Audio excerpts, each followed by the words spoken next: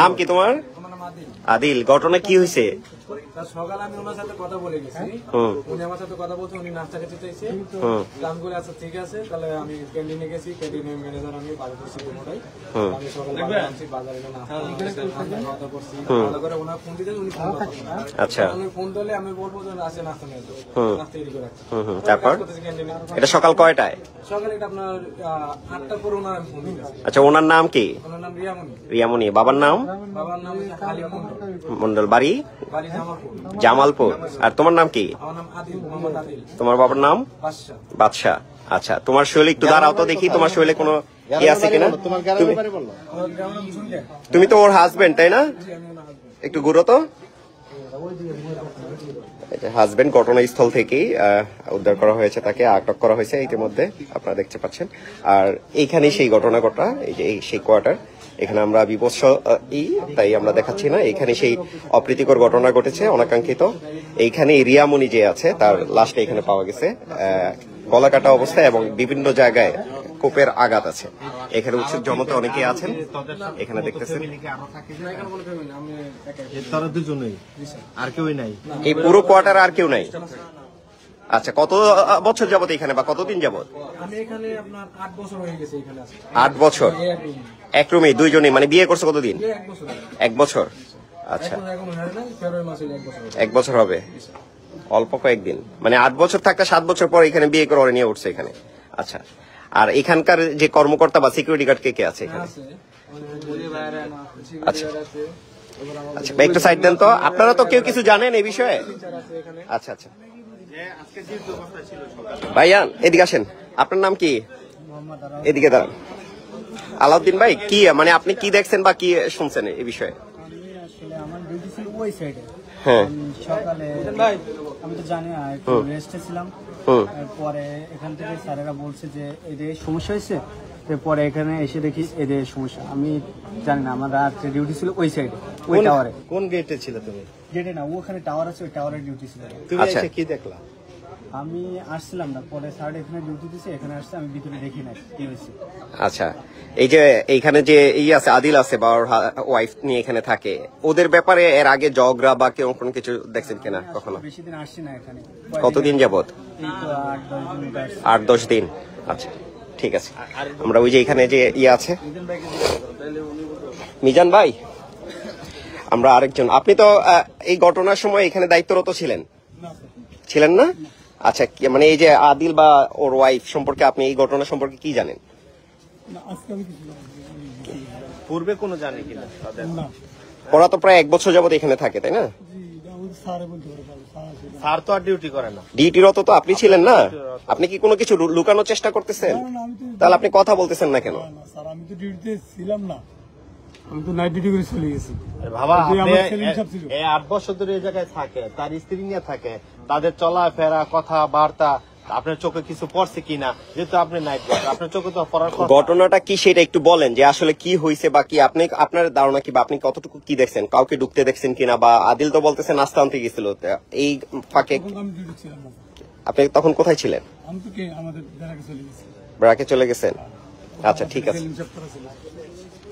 এখানকার দায়িত্বরত কে আছে? ওয়াল টপকায় কি আশ্বাস দেওয়া? ভাই ওই যে আপনি যে উঠছেন, এটা কি এই যে এখানে যে দেয়ালটা আছে, অনেকেই দেয়াল টপকেও অনেকে ঢুকতে পারে এখান থেকে, কবরস্থান থেকে। এখানে আমরা আসার সময় বেশ কয়েকজন দেখছি, উৎসুক জনতাকে দেখছি যে এখানে দেয়াল টপকে আসার জন্য। আর আপনাদেরকে জানিয়ে রাখি, এখানে যে রিয়ামণি, তার বাড়ি হচ্ছে জামালপুর। আর এখানে প্রায় 1 বছর হয়নি, প্রায় 2-3 মাস বাকি আছে। তারা এখানে স্বামী স্ত্রী দুইজনেই র্যাঙ্কস ফ্যাক্টরি যেটা আছে কামারপাড়া, যেটা সেই এখানে মোগরাপাড়া ইউনিয়নের অন্তর্গত, এই জায়গায় তারা থাকতো 1 বছর যাবত। এই যে পুরো কোয়ার্টারটা দেখতেছেন, এই কোয়ার্টারটার মধ্যে আসলে অবাক করার বিষয় হচ্ছে, এই পুরো কোয়ার্টারটার মধ্যে তারা হাজবেন্ড ওয়াইফ ছাড়া অন্য কোনো ফ্যামিলি এখানে থাকতো না। আর এখানে যে কর্মরত যারা আছে, সিকিউরিটি গার্ড আছে, তারাও সুস্পষ্টভাবে কিছু বলতে পারতেছে না আসলে কি হয়েছিল বা কিভাবে হয়েছিল সেই বিষয়টা। আমরা একটু আগে আপনাদেরকে রিয়ামণির হাজবেন্ড যে আছে আদিলের কথাও শোনালাম, যে আসলে কি হয়েছে বা কিভাবে হয়েছে সেই বিষয়টা সেও জানে না। সে নাস্তা আনতে গিয়েছিল বা এরকম একটা তথ্য পেয়েছি, তাকে ইতিমধ্যে আটক করে এখানে রাখা হয়েছে। এখানে আবারও দেখাচ্ছি, এখানে সে আদিল এখানে আছে। এখনো পর্যন্ত কি হচ্ছে বা আদৌ এই রহস্য বা হত্যাকাণ্ডের কোনো রহস্য উদ্ঘাটন করা সম্ভব হয়নি। এই 1 বছরে আপনার সাথে বা আপনার স্ত্রীর সাথে কোনো ধরনের ঝগড়া বিবাদ বা কারোর সাথে কোনো কিছু হয়েছে? কোনো কিছু হয় নাই, কিছু হয় নাই। তাই এইভাবে অনাকাঙ্ক্ষিত এত বড় একটা ঘটনা ঘটালো কে বা কিভাবে? স্বামী স্ত্রীর মধ্যে আপনাদের সাথে ঝগড়া বিবাদ হতো? আমাদের আমার 2 বিয়ে ছিল, ওটা আমার ডিভোর্স হয়ে গেছে আগে, আরো 4 বছর আগে। না, ওটা বাচ্চা কাচ্চা নেই, ওটা ফ্যামিলিগত সমস্যা ছিল, এখানে ডিভোর্স হয়ে গেছে। কারণ আমরা ওটা প্রেম করে বিয়ে করছিলাম, পরে ফ্যামিলিগত মিলে দিলে পরে ওটা সারা থাকার পরে এটা ফ্যামিলিগত বিয়ে করেছে আমাদের।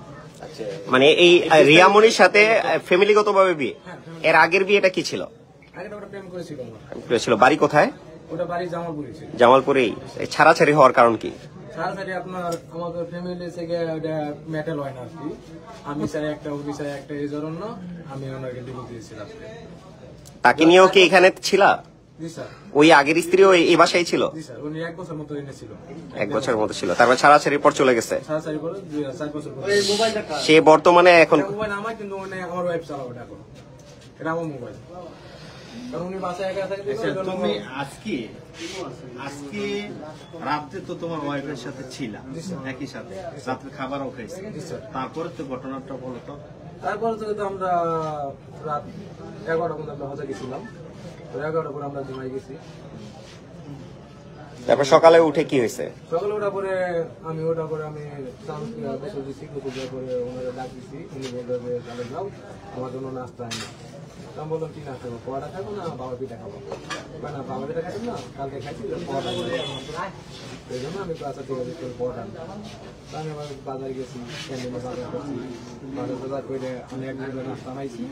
আমরা নাস্তা খাওয়া দাওয়া করে আমি ফোন ধরতেছে না, 3-4 কল চালাইছি, ফোন ধরতে না। কি কথা না, তো সকাল আমি তো দেখতে গেছি, কত সকালবেলা বাইরে গেছে দরকার নাই, করে দেবে তো ফোনটা না করতে পরে 9টা বাজে আমি কল দিচ্ছি, 9টা বাজার 1 মিনিট আগে কল দিচ্ছি, কিন্তু কল ধরতেছে না। আচ্ছা, তোমার আরেকটা মাঝখানে একটা প্রশ্ন করি। তোমার সাবেক স্ত্রী যেহেতু এখানে ছিল, তাই না?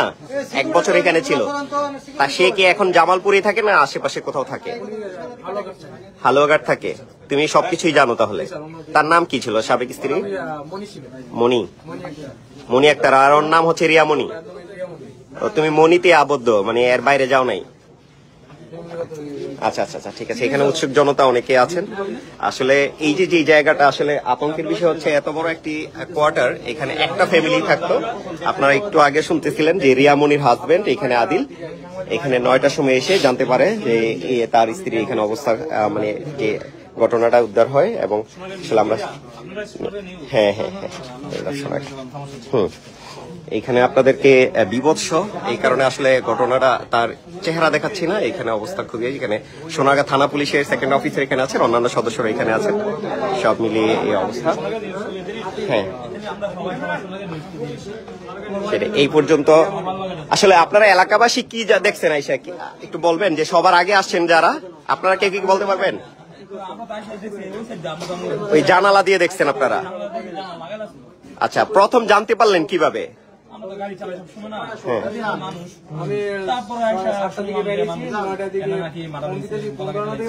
আচ্ছা আচ্ছা, সর্বপ্রথম তথ্যটা পাইছে কে ভাই? খবরটা পাইছে কে সর্বপ্রথম?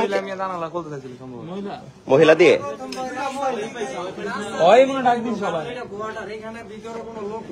আচ্ছা আচ্ছা আচ্ছা,